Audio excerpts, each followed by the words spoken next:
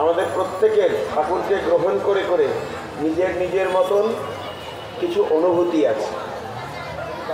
আর যখন আমরা সবাই দীক্ষা নিয়েছি, ফান্ডামেন্টাল কিছু কাজ যেমন যজন, নিত্য যজন, যাজন, ইষ্টভৃতি, এগুলো আমাদের নিত্যকরণীয়। তার সাথে আমাদের ধ্যান রাখতে হয় আচার্যদেব আমাদের যখন যে নির্দেশ দেন সেটাতে আমরা কতটা যত্নশীল। এই মুহূর্তে একটু আগেই আমাদের স্বস্তি ভাই বলে গেলেন দীক্ষাপত্র কার্যক্রমের কথা। খুব যদি চিন্তা করি, আমরা প্রত্যেকে যখন দীক্ষা গ্রহণ করেছি তখন 4টে সংকল্প গ্রহণ করেছিলাম, 4টে বিষয়ে সংকল্প বাক্য পাঠ করেছিলাম। তার চতুর্থ সংকল্পটা ছিল যে আমার পারিপার্শ্বিক ইষ্টভ্রাতার আপদে বিপদে যথাসাধ্য অর্থ, বাক ও বাস্তব কর্মে সাহায্য করিয়া তাহাদের আপদ মুক্তির জন্য বদ্ধপরিকর হইলাম। তাহলে আমার পারিপার্শ্বিক ইষ্টভ্রাতার প্রতি আমার কিছু করণীয় আছে। তার বিপদে আপদে আমার তার পাশে দাঁড়াতে হয়। কি নিয়ে? অর্থ নিয়ে, আমার কথা নিয়ে, আমার ভরসা নিয়ে, আমার সমস্ত সাহায্য সহযোগিতা নিয়ে। একটা মানুষের শরীর খারাপ হয়েছে, দৌড়ে গিয়ে খবর নিতে হবে, ভাই তুমি কেমন আছো, বা দাদা আপনি কেমন আছেন। এই একটু খবর নেওয়ার মধ্যে দিয়ে তার মনে একটা বোধ হয় যে আমার অনেক গুরুভ্রাতা আছে, আমার অনেক আপনজন আছে, সে অর্ধেক সুস্থ হয়ে যায়। তার যদি কিছু প্রয়োজন হয় সেখানে আমাদের হাত বাড়িয়ে দিতে হয়। এই জায়গাটায় আমরা একটু শিথিল ছিলাম এই সংকল্পটা পালনে। শ্রী আচার্যদেব আমাদের এই সংকল্পে যাতে আমরা সকলে বদ্ধপরিকর হইলাম বলে যে ঠাকুরের কাছে সংকল্পবদ্ধ হয়েছিলাম, সেটা যাতে আমরা পালনে ব্রতী হয়ে থাকি, সেটা তিনি আমাদের একটা কার্যক্রমের মধ্যে দিয়ে তিনি এই কাজে নিযুক্ত করলেন। এই কাজটা প্রত্যেকে, শুধু একজনের না, কিন্তু আমরা প্রত্যেকে ভাববো যে কাজটা আমার। আমরা একটু ধ্যান ধারণা করলেই আমরা খুঁজে পাই যে এই মানুষটা ঠাকুরের সৎনাম গ্রহণ করেছিল, এই বাড়িটা সৎনামে দীক্ষিত ছিল, কিন্তু আজ আমাদের সঙ্গে যোগাযোগ নাই।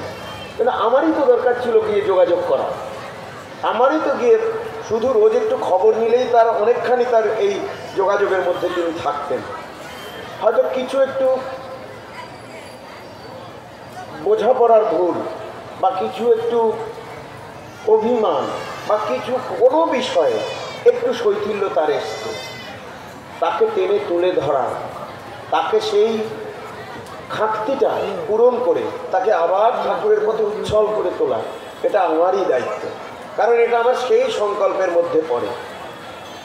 এই কথাটাই কিন্তু শ্রী আচার্যদেব আমাদের একটু পালন করতে সবাইকে ব্রতী করেছে। আমরা যে যতটুকু এটাকে নিজের কাজ বলে অ্যাকসেপ্ট করছি, সে ততটুকু সাধনার পথে এগিয়ে চলেছি।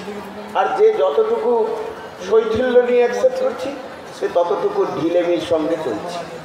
ঠাকুরকে আমরা গ্রহণ করেছি সবাই। এই সব কিছু আমরা কখন করি? যখন তার প্রতি আমার প্রেম, তার প্রতি আমার ভালোবাসা, এটা যখন নিবদ্ধ হয়। শ্রী দাদার বেশ কিছু গানে এক এক জায়গায় লেখা আছে, আমরা তোমায় ভালোবাসি, আমরা তোমায় ভালোবাসি, ভালোবাসি, এই বারবার বলছি। বলতে বলতে তার প্রতি যদি আমার ভালোবাসা গজায়, তখন আমরা তার খুশির চেষ্টা করি, তার মনের মতো হওয়ার চেষ্টা করি। শ্রী দাদার একটি গান আছে, আমার চলন বলন কবে দয়াল তোমার মনের মতো হবে। এই চলন বলনের মধ্যে কি পড়ে? কথা, বার্তা, চাহনি, চিন্তা, কর্ম, আমার সব কিছু যখন একটা মানুষের কাছে হৃদ্য হয়ে উঠবে। আমি কোথাও গেলে একটা মানুষের যদি আনন্দ হয়, আমি কোথাও গেলে যদি একটা মানুষ ভরসা পায়, আমি কোথাও গেলে আমার সঙ্গে দেখা হলে যদি মানুষের বুকের ব্যথাটা আমার সঙ্গে শেয়ার করতে পারে, তবে আমি একটু একটু ঠাকুরের হওয়ার চেষ্টা করছি, একটু একটু। এই চরিত্রের অধিকারী যখন দেখেন না, লক্ষ লক্ষ কোটি কোটি মানুষ শ্রী শ্রী বরদার কাছে, শ্রী শ্রী দাদার কাছে, বর্তমানে শ্রী শ্রী আচার্যদেবের কাছে তাদের মনের দুঃখ, ব্যথা, যন্ত্রণা কি একটু নিবেদন করে। তিনি দুটো কথা বলেন, মানুষটা কোথায় যেন একেবারে ভরপুর হয়ে বাড়ি ফেলে। আসলে সে কি পায়? সমাধানের সূত্র তো অনেক জায়গা থেকেই পেতে পারে, কিন্তু একটা পরম একটা প্রেমের ছোঁয়া পেয়ে আসে, একটা ভালোবাসা পেয়ে আসে। এই ভালোবাসাটাই আজকে সমস্যা। এই জগতে একটু স্বার্থ বেড়ে গেছে আর ভালোবাসার অভাব হয়ে গেছে। এইটার চর্চা করার জন্যই ঠাকুর আবার ধরায় নেমেছেন। ঠাকুর আবার আমাদের মধ্যে এসেছেন, নররূপে লীলা করছেন। এই প্রেম প্রীতির চর্চা করা। শ্রী শ্রী বরদা বলেছিলেন যে আমাদের একটাই কাজ, প্রেম প্রীতির চর্চা করা। এটা শ্রী শ্রী বরদা বলেছিলেন। আর একটা কথা শ্রী শ্রী বরদা বলেছিলেন যে তোমরা প্রত্যেকে ঘরে বাইরে এমন ব্যবহার করো যাতে প্রত্যেকে তোমাদের শ্রদ্ধা করে, বিশ্বাস করে, ভালোবাসে। ভালোবাসাটা অর্জন করতে হয়। আমাকে ও ভালোবাসলো না, ও আমার সঙ্গে ভালোভাবে কথা বলছে না, এটা আমার ডিসক্রেডিট। আমি ভালোবাসাটা অর্জন করতে পারিনি আমার বাক্য ব্যবহার, চলা বলা দিয়ে। এটা আমাকে অনুসন্ধান করতে হবে, আমার কোথায় ত্রুটি, ও আমার সামনে আসতে চায় না কেন। এইভাবে চিন্তা করতে হয় ঘরে এবং বাইরে। আমরা অনেক মানুষ আছি ঘরে একেবারে টিপটপ গোছানো, কিন্তু বাইরে যখন আমি পরিচিতির বাইরে যাচ্ছি তখন আমার নানা রূপ প্রকাশ হচ্ছে। আমি নানা রকম ব্যত্যয়ী চলনে চলার চেষ্টা করছি, ভাবছি কেউ দেখছে না। আবার অনেক মানুষ আছি আমরা যারা বাইরে দেবতার রূপ নিয়ে ঘুরছি, কিন্তু ঘরে গিয়ে হয়তো দানবের মতন একটা রূপ দিচ্ছি। এটা তো আর কেউ দেখতে পাচ্ছে না, কিন্তু কাকে আমি কাকে আড়াল করছি? আমার সাথে সব সময় যিনি আছেন তিনি তো সব দেখতে পাচ্ছেন। আমি ঘরেও যা করছি দেখতে পাচ্ছেন, আমি দূরবর্তী কোথাও আড়ালে গিয়ে কি করছি তাও তিনি দেখছেন। তাহলে এই বিশ্বাস যদি থাকে তখন আর আমি উল্টো পাল্টা চলনে চলতে পারবো না। শ্রী দাদার আরেকটা গানের লাইন বলছি বলে আমার সময় হয়ে গেছে, আমি চলে যাচ্ছি।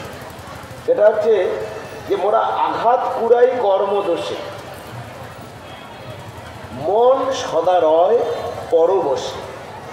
মনটাকে নিজের বশে রাখতে পারছি না।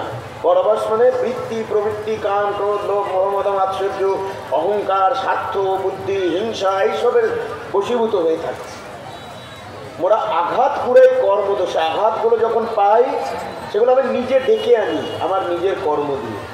মন সদা রয় পরবশে, উল্টো পথে চলে সদাই ভাগ্যে জুটাই তিরস্কার। যে পথে চললে অস্থিবৃদ্ধি, যে পথে চললে সুখ শান্তি, যে পথটা প্রেমের পথ, সে পথে যাচ্ছি না, যাচ্ছি অপ্রেমের পথে, উল্টো পাল্টা পথ। তারপরে আমি আমার কপালে তিরস্কার জুটছে আর বলছি কি এই আমার ভাগ্যে ছিল। কিন্তু তখনও যখন গিয়ে তার পায়ে পড়ি তখন তুমি বাঁচাও দুহাত ধরে, সেই ঠাকুর। তখনও আমরা বলি দয়াল রক্ষা করো, তখনও তিনি হাত বাড়িয়ে দেন। পাপি তাপি, লম্পট, তস্কর, দুশ্চরিত্র সকলকে তিনি আশ্রয় দিয়েছেন, সকলকে তিনি আলিঙ্গনে জড়িয়ে ধরেছেন। সবাই তার কাছে ঠাঁই পেয়েছে। আমরা সিলেক্ট করে বন্ধু করি, ও ভালো না, ওর সঙ্গে মেশা যাবে।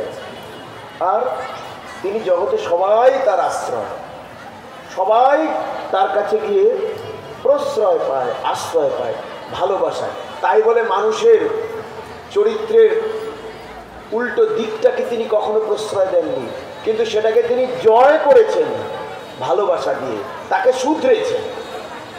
তাকে তিনি পাপীকে, ওই আরেকটি গানেই আছে, সব পাপি তাপিরা সাধুসন্ত হয়ে গেছে। ঠাকুরের আমলে যারা সব ভক্ত মানুষ বলে আমরা পরিচিত, যাদের জানি কিশোরী মোহনদা ইত্যাদি ইত্যাদি, তাদের মধ্যে অনেকেরই পিছনের জীবনগুলো এমন ছিল না। তারা সবাই সাধুসন্ত হয়ে গেছে। কিসে? শুধু তার প্রেমের স্পর্শ। প্রেম দিয়েই জগৎকে উদ্ধার করা যায়, প্রেম দিয়েই মানুষকে সংশোধন করা যায়, প্রেম দিয়েই মানুষকে আপন করা যায়। নিত্যানন্দ প্রভু জগাই মাধের কাছে গেছিলেন প্রেমের বার্তা নিয়ে, আর পেয়েছিলেন কিন্তু উল্টোটা। পেয়েছিলেন, তাকে তাড়ন করা হয়েছিল, তাকে পীড়ন করা হয়েছিল, তার রক্ত ঝরানো হয়েছিল, কিন্তু তাতেও তিনি মানে উল্টা রিয়াকশনটা দেননি। তিনি তারপরেও বলেছেন কোনো ক্ষতি নাই, তুমি একবার হরি বলো। ওই প্রেমের সাথে তাকে তিনি উদ্ধার করেছিলেন। ঠাকুর আজ এই প্রেমের বন্যায় আমাদের শোধরাতে চাইছেন, আমাদের উদ্ধার করতে চাইছেন। আমাদের একমাত্র কাজ, আমরা তাকে নিঃশর্তে, বিনা বিচারে, বিনা আপত্তিতে, বরং পরম আনন্দে তিনি যা বলে গেছেন যত্নে সেটা পালন করার চেষ্টা করে যাই। জীবনের শেষ দিন পর্যন্ত তিলে তিলে একটু একটু করে এগোতে চাই। ঠিক তার তিনি আমাদের দুহাত ভরে বাঁচাবেন, শেষ সম্বল হিসাবে তিনি আমাদের আছেন। সবাই ভালো থাকেন। জয় গুরু।